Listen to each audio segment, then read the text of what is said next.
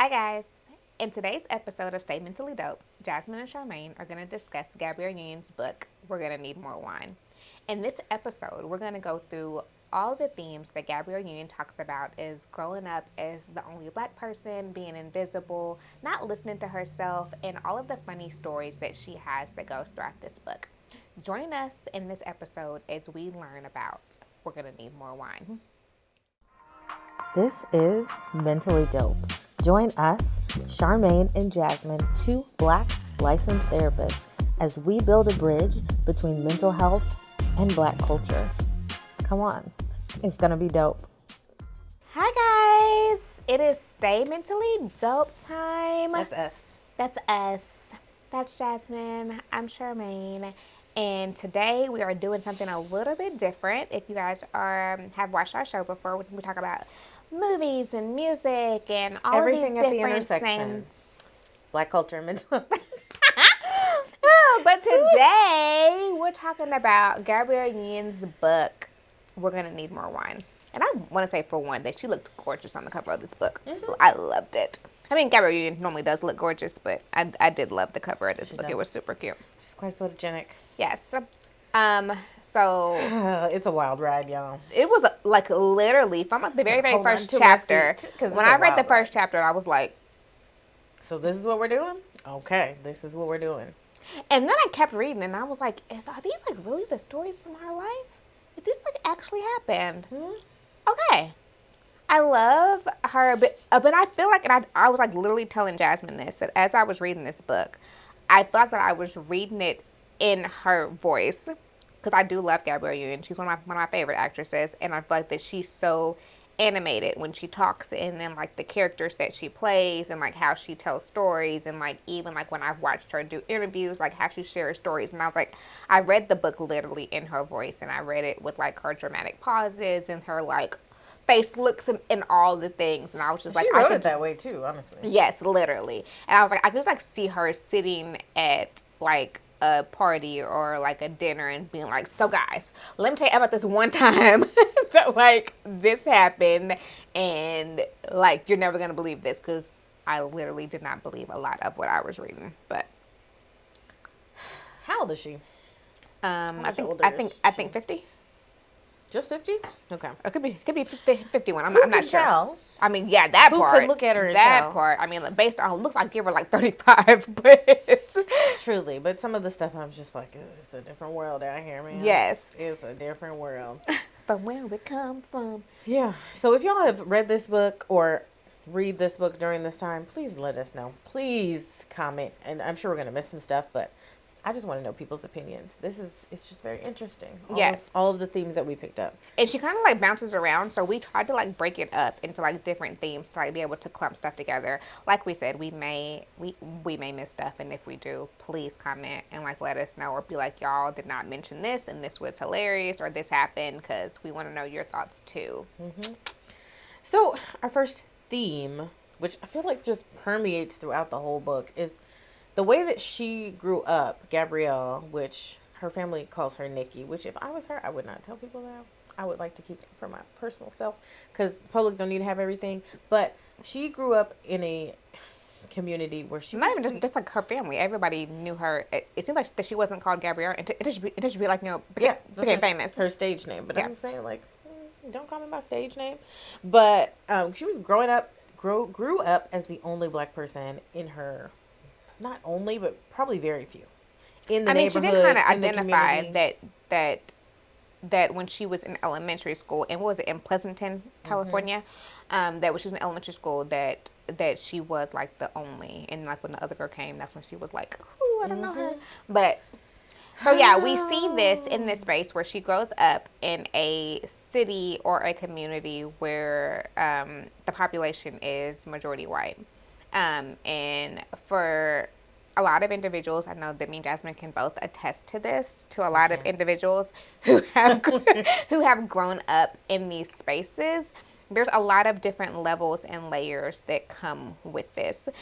For a lot of families, the spaces seem safer. Or they may seem like that they may have like better education and things of that nature. But we're also what we also looked at and what she talks about in the book of like how that did with her socially and emotionally when you look and feel and are different from the people around you. Mm-hmm. There's always those two things, like you said. Like there's a family member or whoever's kind of like in charge wanting to get away from a bad community and or other black people. Mm-hmm. So there's always that change. And then you get there and then people don't realize the impact that like, oh, there are some, also are not other black people here. You could also add into And the that's fact kind of that an issue. yeah, or you also add in the fact that sometimes people are like forced into these situations, like Yeah, either or. the job located us here, and here we are in But it this also space. sounds like her dad was big into that. Like her Yeah. dad wanted them to be away, to be in a certain place, to have a certain status that was going to be there. Because her mom wanted to be somewhere else. Yeah. Her mom didn't even like where they were living. So it's not like and for a lot of us, there is a sense of accomplishment in that. They're like, oh, I was able to like move my family out of this place and put them in like this prestigious area. We got up out the hood and Yes. we're in Bel Air now. Yes. But then there is the idea of like how that affects them. So we see that with Gabrielle, if she's talking throughout the book of how she immediately had to like try to fit in with these groups of people. And a lot of that fitting in for her required her to shrink who she was, to shrink things about herself, to allow things to happen, to allow things to be said around her, to allow things to slide because we wanted to be accepted. We wanted people to like us. We wanted to feel okay. And I mean, there in a sense, that makes so much sense to me, and I get that. As a kid or even as a teenager, and sometimes even as an adult, when you're looking for a community, but especially as a person in school, you don't want to eat lunch by yourself. You want to go on the school field trips. You want to be able to have people to want friends. So, yeah, you want friends. You want like classmates to work with. So Yes. what do? I conform to what's around me in order for me to shrink. And we even saw where she even says that when another black girl did come to the school, that all of her friends was like, "Ooh, we don't like her," and she was like, "Ooh, I don't like her either," just in order to like conform. So even in those moments, I will like do things that I don't like or that maybe even are a little shameful because I'm trying so hard to make sure that I can fit in. And I think part of that too is I don't think anybody was convinced. I don't remember them saying they convinced her to not be cool with the other black girl. Like it was internal for her. She was like, I'm already the only black girl here. I only have so much currency, right? And so I lose currency if I'm connected to you, another black person. Well, she did so say I have that to be disconnected from you. Yeah, but she did say that they were like talking about the black girl. Oh, that's right, that one, and she got in trouble for it, which that's a whole nother thing. Yeah. So like that Nobody else got in trouble, but she got in trouble. Yeah. Okay. Happens. So we see that, and we see this theme kind of sort of continue to go on for her as she continues to talk about elementary school, junior high, high school, about what it meant for her to fit in and how that affected her. Yeah, and how that affected her in her self-esteem. How that affected her. I don't know why this side note, and I'm sure that you have a multitude of stories like this. I remember as a kid being in elementary school and going to one of my first sleepovers. And of course, I was the only person of color at the sleepover, and we were doing makeovers. You know those moments where nobody prepares. I mean, even though they clearly How knew. can you? Yeah, I mean, like even though they knew that I was coming, no one prepared to have makeup that would have. Why would they? Yes. First of all, where did you find it in 2019? Where were they selling it? Heck if I know. I was in like the second or third grade at this point. I don't know. I'm just saying, we could barely get our color foundation in the grocery store. Ain't no way. So, but I remember my mom coming to pick me up because I didn't actually stay overnight because I was not able to stay overnight at people's houses. Again, it's another thing. So yeah, so she came and got me. Your cousins, Maybe, that yes. look like you, but if Yes. no.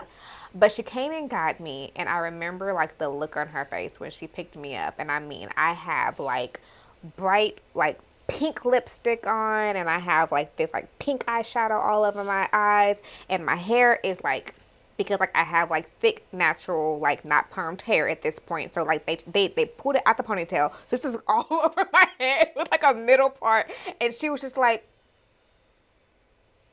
okay. But even me, I knew in that moment that like I was so different from all of the rest of the girls. I knew that the makeup looked like different on me, but I was trying. I was trying. You put it on or they put it on you? And they looked at me, you look so pretty. And I was like, do I? I look like Pennywise. Okay, yeah. But those moments of like how that affects your self-esteem, and then like we pull it into like a full scope of like society as well too, of like what is identified as beautiful and what is not identified as beautiful, and then we see that also full circle if we add in another layer of colorism into this situation as well too, where she talks about like even within her house, which I don't know about your house. I grew up in a house like this too, where colorism was a thing, and I don't think I realized it as a kid. I did not realize it as a kid. I didn't like realize it until an adult. But like that, my family would make like comments about like people who were darker skinned, or like not messing with someone who was darker, or you're gonna have like dark kids and things of that nature, because during that time, and even to some people still today, lightness was better than darkness. Mm-hmm. I mean, we say that it goes back to slavery, because it does. It goes back to slavery of people being darker skinned it's currency. Man. Was a bad thing. Good currency. And a lot of times, if you were lighter skinned, you probably was messing with the master or something like that. They were messing with you. Yes. So like your kids had like more privilege and things of that nature, and could do the whole thing. So there's a lot of layers, right? It's growing up in a community where nobody else looks like you and having to fight and claw for your own space. And then, right, like there's always like the person in the society, and there's a person in their home. And in their home, she says her mom is really, really fair. Like, I always saw pictures of her mom, and I was like, well, my mom's really fair, but your mom is really fair. So I don't think she said she was the darkest one in her family, but she is, and her dad is really brown skinned, and so she looks just like her dad. And so she is the darkest one, something like that. She's the darker one in her family, and that also played a role in how she saw herself. Not just to be black in a white space, but also to be brown skinned in a white space, right? But also to be brown skinned in a black space. And yes, and to be brown skinned in a black, I mean, all of it. So there's this intersection of just like, wow, people don't really see me. I'm kind of invisible here at school, in society, and then going home and being like, people do see me, but the feedback I'm getting is it's not good to look this way, to just be the skin tone that I am. Something that a lot of people don't realize, and I've even seen this, and I've even caught myself doing this. Have you ever, and let's be honest, have you ever seen a group of kids and seen one of the kids who were like gorgeous or like super cute and being like, oh my gosh, you were so pretty? Or like, you are such a cute little child. Or like, you are such a cute little boy, and not realizing that the other kids in the circle have never been told that. And I felt like that was her thing. That like people weren't calling her ugly, but like she said, that like being called pretty was never her thing. So like no one was actually like identifying her and being like, you are so pretty. And I've even did that. Well, I've seen kids and I'd be like, oh my gosh, you are so adorable, and realizing that the other kids sitting around them may have never heard that before. There's a lot of feelings there, because it's also like, it's the invisibility thing. Like I keep saying invisibility, yes. But like being in these spaces with white people, especially like, because that's the way I also grew up, they don't see you. They kind of like put you in this other weird category, and it's almost like people don't know how to interact with you. It was like, oh yeah, there's the girls and there's Nikki, right? Like it's just like she's an anomaly. Or like white people say, she's just one of the good ones. She's not like the other black people that we know of. And so it means like the feedback that you get from people is nothing at all, right? Like you said, it's not good. And a lot of times it could be bad, but it's not usually bad. It's just nothingness. Yeah. And for people, especially like black women, that's almost worse. Yeah. Like, to be invisible and not really here is worse than for you even to say bad things about me. Because, like, you don't see me. At I'm all. not here. So much so that, which again, I don't know why California gets the rap of being like the most woke place ever, because it's not, and I've never seen it that way.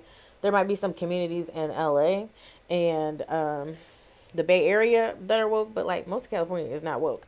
So when she's growing up, people around her are saying the N word like it is nothing. Do you hear me? Like, my folks is from the South. I ain't never heard people say the N word as much as she used it. But again, this was a little bit earlier than my life. But that also means they're saying it around her. They're looking at her, looking for a reaction. Because she doesn't give a reaction, they're like, it's fine. Yeah. We're just going to say it like it's anything. And like saying stuff around her that white people usually only say around themselves, around her, because she is invisible. She's not really, I mean, she's kind of one of them, but like not enough to be included. Which not enough to be pretty or desirable. Yeah. Which I think that also led to something that she says in the book of her trying to create a purpose. Not only was she trying to create a purpose for herself, but also trying to create a purpose in being seen, which led to the chapters of her talking about like her becoming like the mom of the group. Like, I'm gonna take on any way for me to like find my place within this group, because why not? We need some currency, man. Like, yeah, especially middle school, high school, those kinds of things, they run off of social currency. Yes. You have to figure out what you contribute to a group and be valuable to the group, or you will not have a group many times. Unless you just, you run on some good friends, some emotionally mature friends and all that stuff. But, like, that's usually not where people are at in middle school and high school. And then you become that friend that everyone forgets to call. Or like, oh, yeah, we're all hanging out and we didn't call.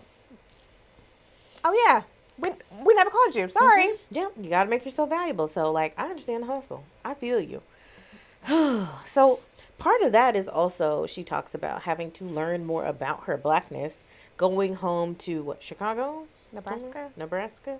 Yeah. What? Yeah. It is. You're right. Omaha. So, she goes back there, like, her family is from there, and sees her cousins, and stays with her grandma for the summer, and, like, complete culture shock. Yes, and being around black people, just black people, and like having also, it be more segregated. Like, this is a black community versus being in a white community. It doesn't mean there weren't white people there, but it's different when it's like our community. And it's also different when she was like in like a different, like she was in like an inner city black community, because like the experiences, that's different than the burbs. Yes, so like the experiences that she has there are completely different. As her talking about, like, that she was living a whole different kind of lifestyle in this area. I mean, like, we're like harboring fugitives in the basement, we're like sneaking people out. Like, it's a different lifestyle. Yeah. Let me also say, but then I think that also leads to a different thing that we've also talked about too. And for a lot of people, and I've talked to people about this before, when you are technically a part of the community, but you don't feel a part of the community. So you are around black people in this situation, but you don't feel like. But you didn't grow up around black people. Yeah, so therefore you don't fit in. So when people mention things or say stuff like you're the oddball who's like, what are they talking about? So she talks about that. This is also my childhood. So welcome to that. But it's like being into, which that's actually how she starts off the book with W. Du Bois, like being a part of two worlds and not knowing which one you fit in. But I almost feel like it's even more magnified. There we go. In that, like, there's no space for you. Yeah. Right? Like, if you're around white people, you learn how to assimilate and be in that space. But that also means you're not getting access to black culture. Yeah, but she's you're like still you're like, not. yeah, you are. No, you're just learning how to pretend to be there. Yeah. And how to, like, not be called out about not fitting in. Then you go to black culture, and if you're not around people in black culture, you also miss some stuff. There's so much stuff that I had to learn, that I did learn going home to Arkansas to stay with my grandma for the summers, and black people around me would say stuff, and I'd be like, what that mean? Like, what are you talking about? And, like, having to learn some stuff over not over, for the first time, that people who grew up in black communities had always had access to. Yeah, 100%. And so you're never really part of any group at that point, even if it is your family, even if your family looks like you, right? Like there's so much more growing and changing to do. So you can also tell that impacts her confidence. And also, same thing happened to me. Once I was around other black people, then the other black guys are like, we like her. There's a black girl here, right? Like, even though that was a little bit wonky for her, being around black people, she would then became desirable. Yes. But she couldn't stay there because she was only there during the summer, so then that looked different for most of the year. And you also saw where she talked about something, which I feel like that she's not the only person that says this. It was seen as an accomplishment to her to be chosen by white men. That, like, now once I've been chosen That by really a white makes guy, something like black guys might like me, but when a white guy likes me, it's like, oh, you've been chose. That's and not I'm like, change. yeah, That's big money. you've been like. I remember like Nicki Minaj said it in one of her songs. She was like, even got chose by a white guy, and I was like, see, like there's level up, like being of like an extra like level up if someone of a different race also sees you attractive. Absolutely. And I feel like that's also kind of describes her childhood of just like ski. I don't know. If it was anybody else, I would have an easier time to be like, she was wild. Like, you can't tell me she wasn't wild because she was in these streets, okay? But I also think, like, 80s, a lot of people did not know where their kids were. And that's just what it was. And that is crazy but she to stayed me. scheming. Because I really want to know, and this could be a question that needs answers, but I really want to know, did any of these parents, I mean, like, they probably didn't, but did any of these parents of her friends, like, read some of these stories and be like, was that my kid that was in Planned Parenthood? Or, like, was that, like, my kid? Oh, I'm sure. I'm so sure. Even the stuff she did to her grandma when they knew her grandma couldn't see or hear, whichever one. And they snuck a boy in there or boys in there, and they were there for all night. And grandma was beating on the door talking about get out, and they were like, no, what are you talking about? And they were smoking. I can't. I'm just saying it was a wild time. It's hilarious. Yes, if you got it's entertaining. If you have not read this book, it's entertaining. But we do see about like you said, all of the underlying factors of this, and how this, like, as the book continues to progress, it kind of like goes back and forth. But you see how those were like the foundation of who she was. Rocky. And we even see it. She quotes it in the book later on, where she was like, it was like after a whole multitude of things had happened to her, where she was like, if you spend your entire life trying to conform and do things that other people like, that at some point you realize that you have never identified what you like, which is like kind of like the basis of how this was. She spent all of her life, childhood, and then even into her adulthood, trying to please other people, trying to be what other people liked, trying to be seen, trying to be chosen, that when she got to a point that when she was asked what did she like, she couldn't name anything because she didn't really know who she was at this point. She had never really identified her for her. We all need to just really soak that up. Really sit with that, because I feel like that's a lot of our stories though, right? We come from these foundations where you have to like scratch and claw for like worth and value and all these things, and then once you get to a place where like maybe you don't have to do that anymore, you're like, okay, so yeah, now what about me? Like, how do I know what path I'm going on if I'm not scratching and clawing for something? Or not even that. Like, I've met people who, like, and maybe it's the same, but I've literally met and I've had people in my life who have spent so much of their time with their purpose being other people. Whether it's I'm trying to please my mom, trying to please my dad, I then get married and everything becomes about my husband. I then have kids and everything becomes about my kids. And then when these things go away and you're like, so who are you? I don't know. Well, I don't know. I didn't take time to do that. I was just doing what I was supposed to do. I've never cooked food when I wasn't cooking for everybody else. So I don't even know what I want to eat. Oh, I could actually go somewhere without someone else telling me where we're going. I don't know where I want to go. Like, absolutely. And I feel like that's kind of where she was. Like, I don't really like the term boy crazy, but like she definitely was into boys. But I feel like when she was talking about her childhood, that was all she was thinking about. How do I get somebody like me? How do I get somebody to like show me interest and get what everybody else around me is getting? But to me, And there was everything a level, else feels like it was in pursuit of that. but there was a validation in that. Yeah, that's what I'm saying. Like that's the same story as she was doing. I need this validation. I'll work to do whatever I need to get it, and then she gets it.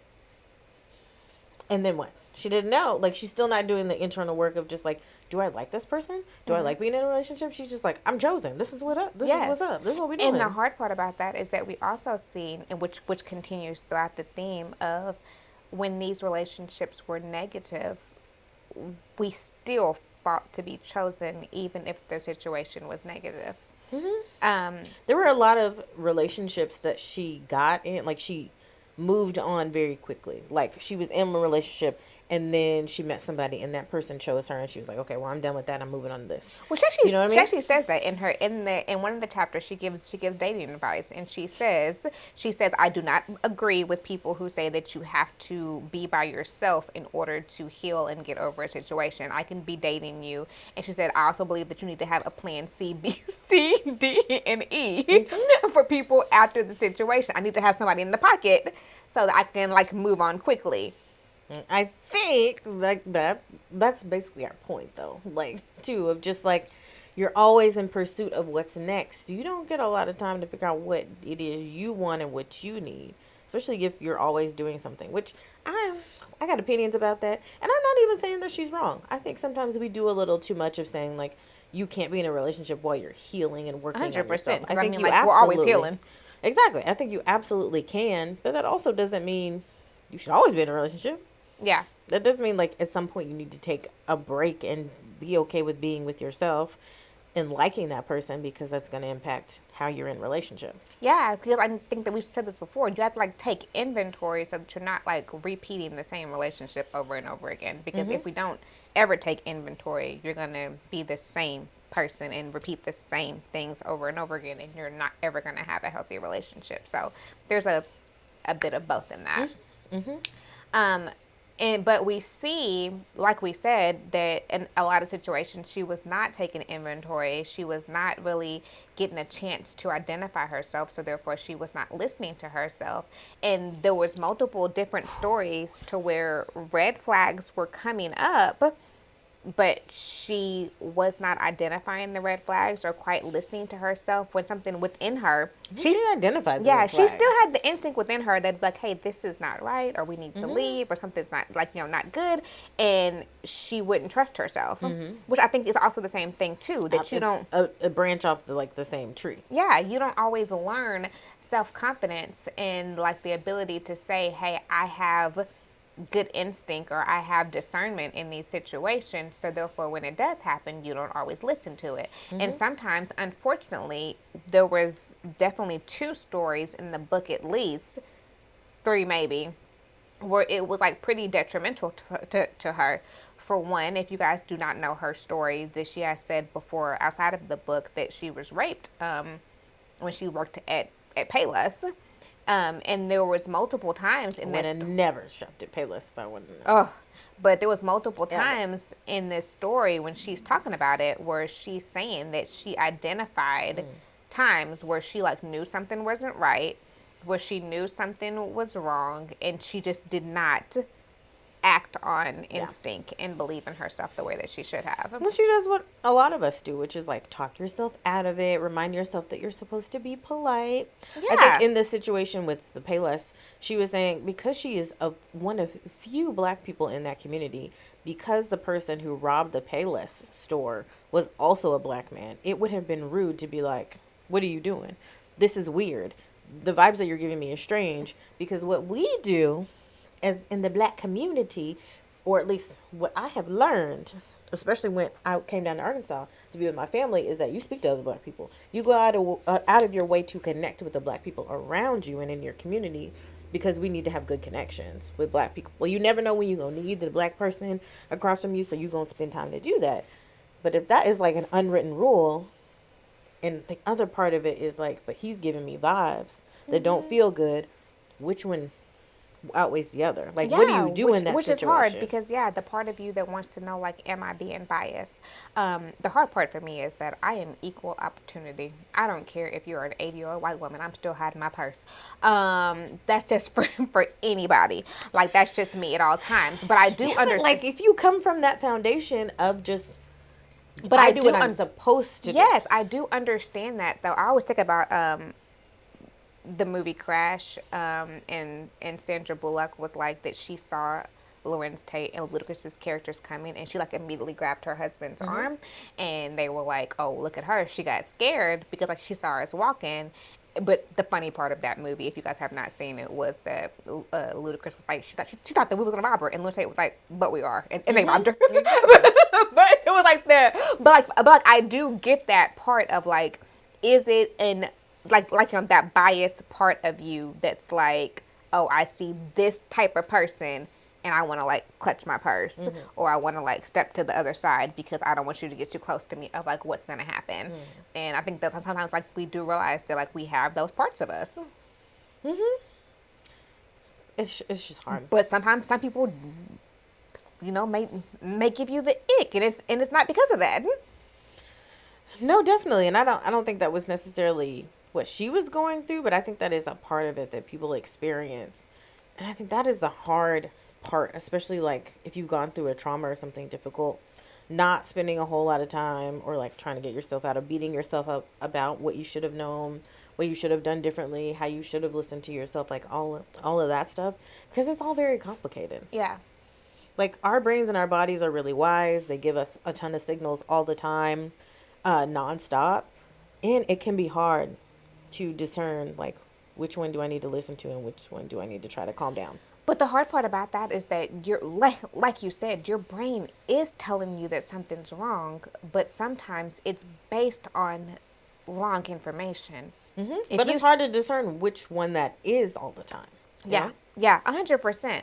So we see that she goes through that. We also have two other situations, I will say, with two. I'm like, do you have anything just want to add to the rape situation? Well, I was just going to say, to be very clear, we're not saying like it was her fault or something like Absolutely that because not. she didn't do Absolutely that. not. That was horrible. Like it never should have happened. Never None her of that fault. She rests didn't do on her anything wrong. shoulders. But I would also say there's a theme throughout the book, and she makes that point in this that she wishes she would have been able to better listen to herself because that may have gotten her out of some situations she was in before, and I can identify with that. Yeah, no, myself as well. Myself as well is in those situations. But we also see like another theme of her talking about relationships, and that happens as well in relationships. We have two major adult relationships that she was in. The one, what was it? The guy who was in like beauty school. Beauty school dropout. Yes, and then that's the guy who was with her during the rape. Yes. That was the whole thing. Yes. Because his family was like outright racist, did not want them to be together until she was raped, and they saw how upset he was about the fact that she was raped, and they're like, oh, he really loves her. Maybe it's okay. And like, I don't know, there was a lot of things wrong with that. Yeah. 100%. But it's just also a hard thing when you believe something about yourself and then it actually is happening around you and you're just like, okay, so like that is like how people see me. But then we also saw a big chapter, and then it actually was revisited again, was about like her first marriage,